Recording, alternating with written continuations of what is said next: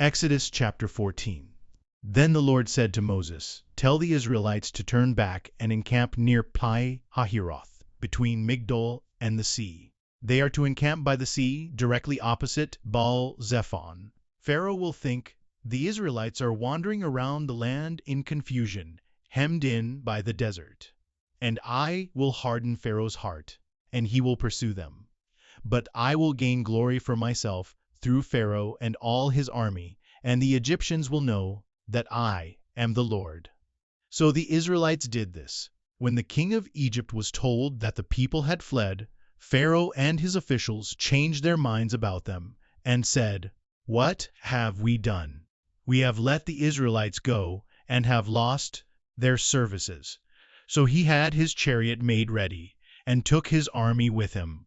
He took 600 of the best chariots, along with all the other chariots of Egypt, with officers over all of them.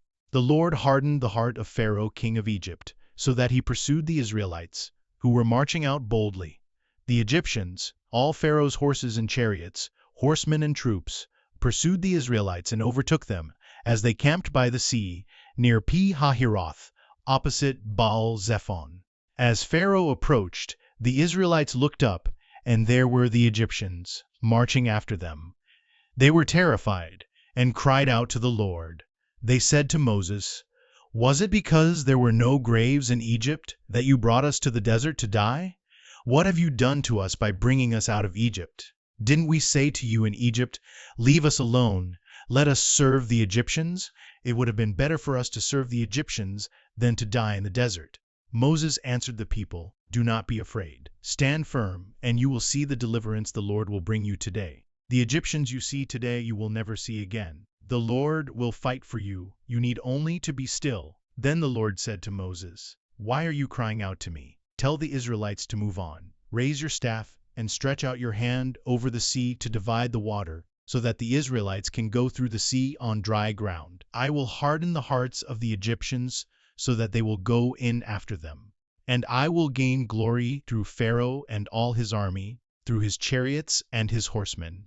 The Egyptians will know that I am the Lord when I gain glory through Pharaoh, his chariots, and his horsemen." Then the angel of God, who had been traveling in front of Israel's army, withdrew and went behind them. The pillar of cloud also moved from in front and stood behind them, coming between the armies of Egypt and Israel.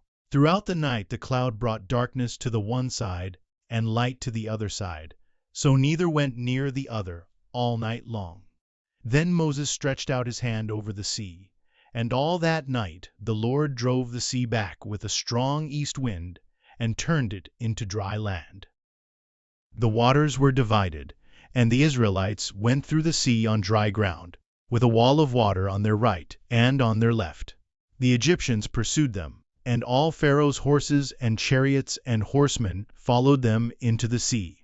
During the last watch of the night, the Lord looked down from the pillar of fire and cloud at the Egyptian army and threw it into confusion.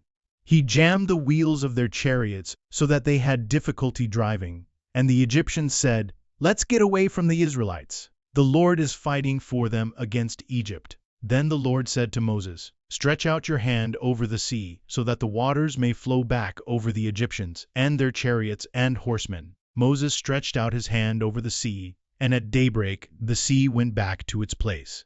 The Egyptians were fleeing toward it, and the Lord swept them into the sea. The water flowed back and covered the chariots and horsemen, the entire army of Pharaoh that had followed the Israelites into the sea. Not one of them survived, but the Israelites went through the sea on dry ground, with a wall of water on their right and on their left. That day the Lord saved Israel from the hands of the Egyptians, and Israel saw the Egyptians lying dead on the shore. And when the Israelites saw the mighty hand of the Lord displayed against the Egyptians, the people feared the Lord and put their trust in him and in Moses his servant.